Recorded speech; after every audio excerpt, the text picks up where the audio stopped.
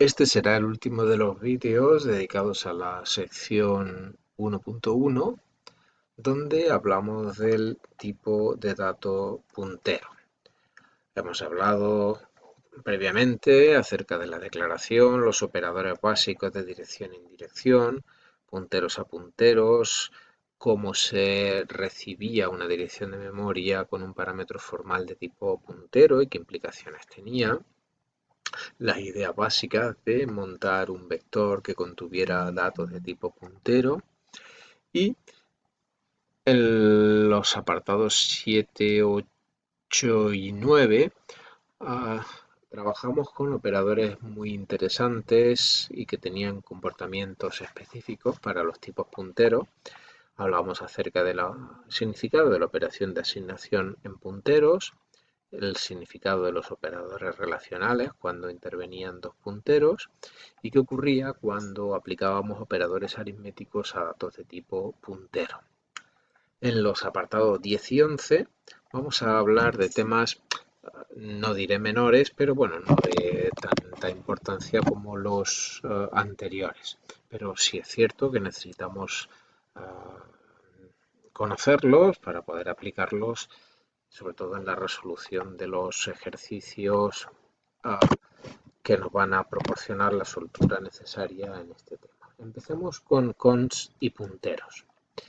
Bien, utilizaremos la palabra const para informar al compilador acerca de la naturaleza invariable o bien del puntero o bien de los datos apuntados o bien de los dos.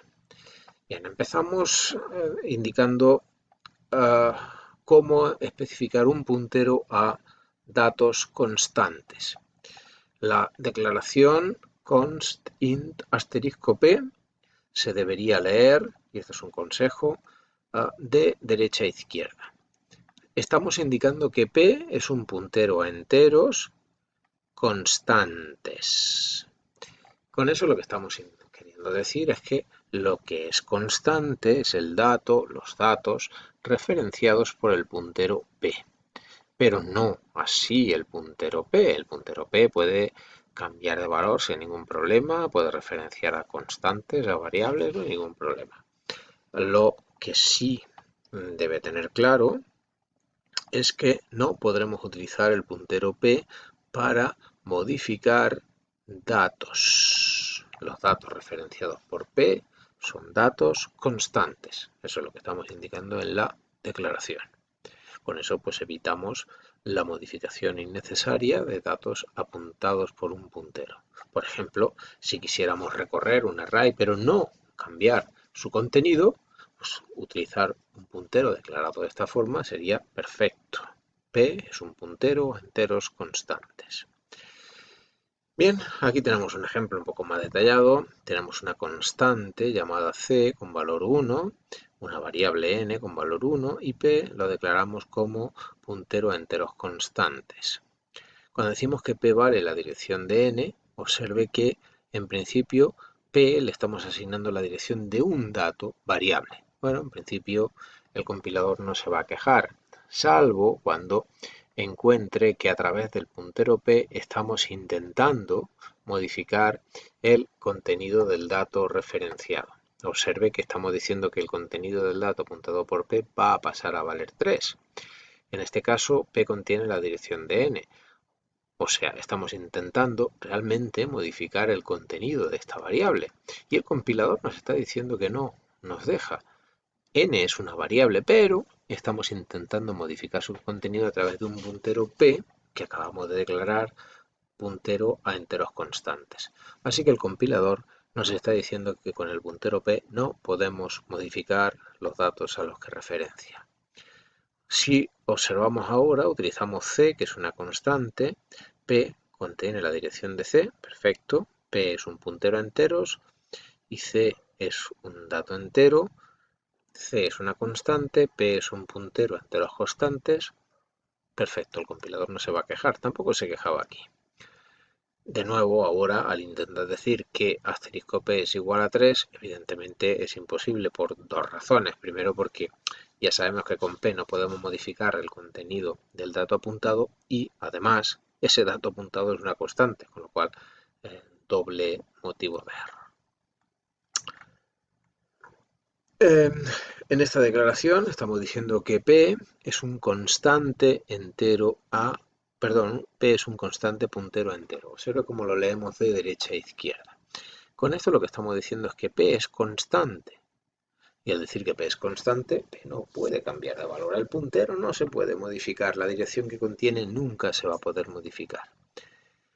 Pero esas direcciones que contiene son direcciones de datos enteros.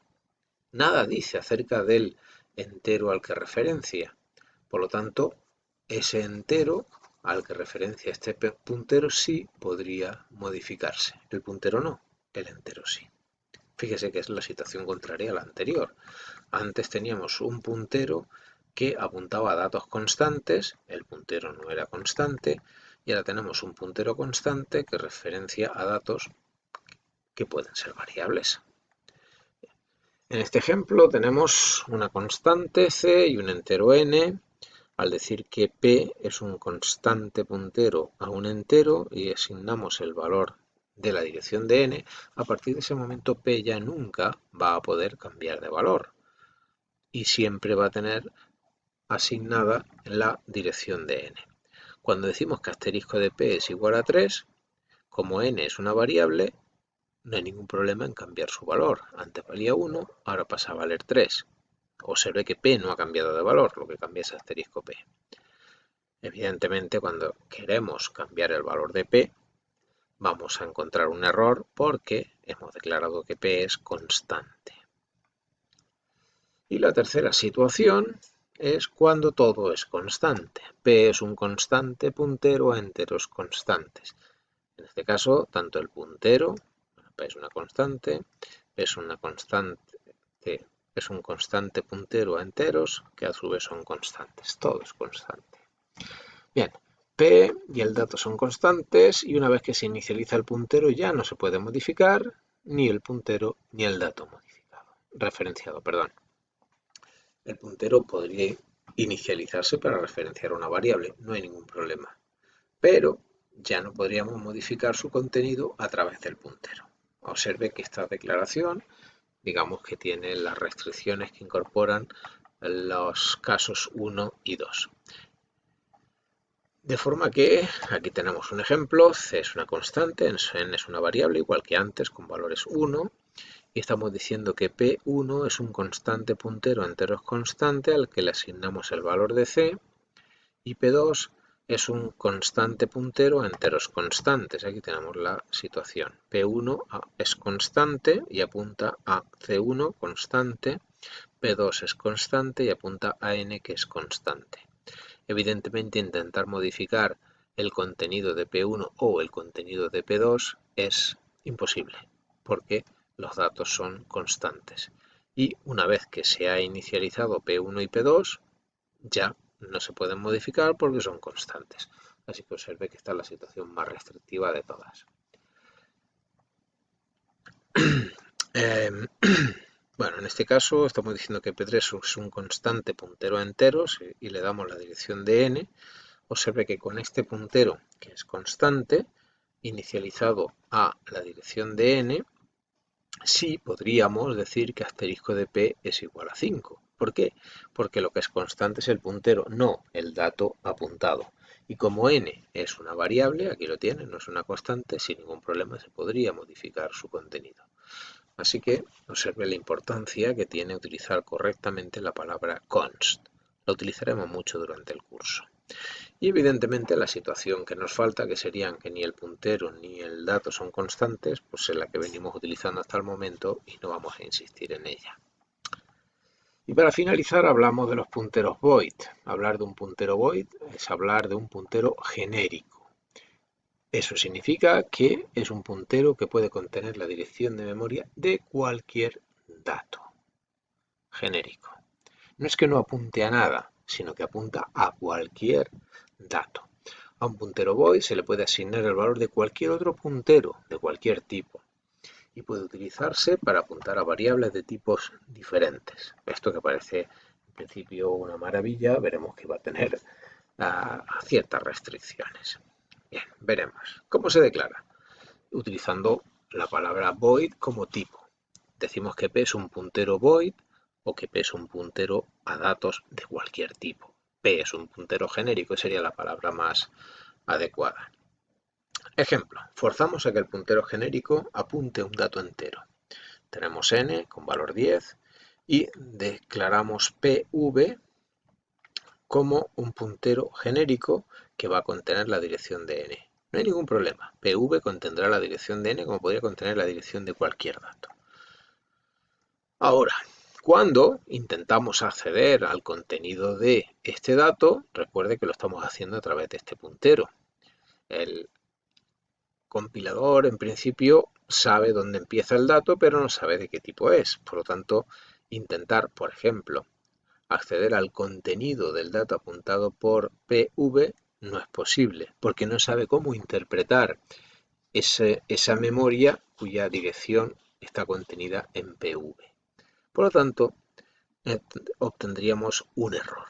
No sabríamos cómo tratar el contenido de esa memoria. Así, es preciso conocer cuál es el tipo del dato apuntado por el puntero genérico para poder tratarlo correctamente, para poder acceder mediante el operador de indirección. ¿Y cómo lo hacemos? Utilizando un casting. El casting, recuerde simplemente que consiste en informarle al compilador cómo queremos procesar ese dato.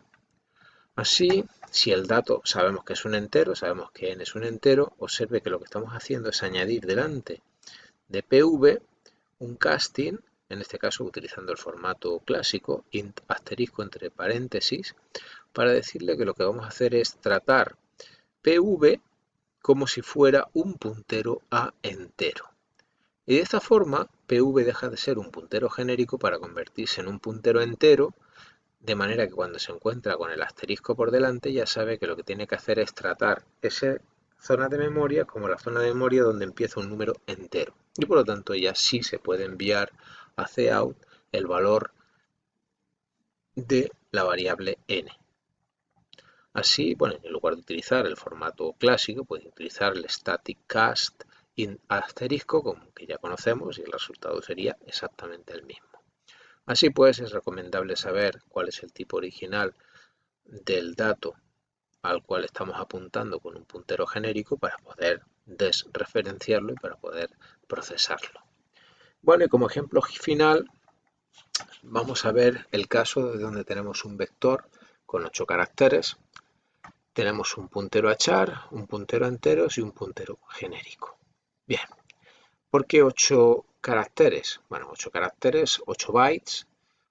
Podemos procesar cada uno de esos caracteres bytes con un puntero a carácter y con un puntero entero tendríamos acceso a los 4 primeros bytes y a los 4 siguientes.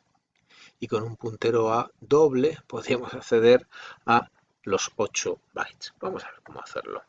Cuando decimos que PC es la dirección de vector de 0, accedemos al primer carácter. Cuando decimos que PI es un puntero entero, o sea, convertimos a puntero entero utilizando la dirección de la primera casilla, trataremos los primeros 4 bytes como un entero y cuando lo hacemos de forma genérica, pues simplemente tenemos la dirección de la primera casilla. Veremos cómo tratarlo. Cuando accedemos a asterisco de PC, recuerde que por la peculiaridad de los punteros a caracteres obtendremos el carácter A, que corresponde a justamente el que aparece en la casilla 0. Cuando lo hacemos a través de un entero, cogeremos los 4 primeros bytes y obtendremos el número 65, piense cómo. Cuando utilizamos un puntero genérico y queremos mostrar su contenido, tenemos que desreferenciarlo, como lo puede ver aquí, tanto a carácter entero o a float, y estos son los valores que obtendremos. Piense en por qué está ocurriendo esto. Es bien sencillo y en cualquier caso en los apuntes puede encontrarlo con un poco más de detalle, pero en cualquier caso observe cómo el puntero PV que apunta a la primera casilla del vector nos ha permitido, utilizando un casting adecuado tratarlo como carácter, como entero o como float. Y con esto terminamos el apartado 1.1 completo.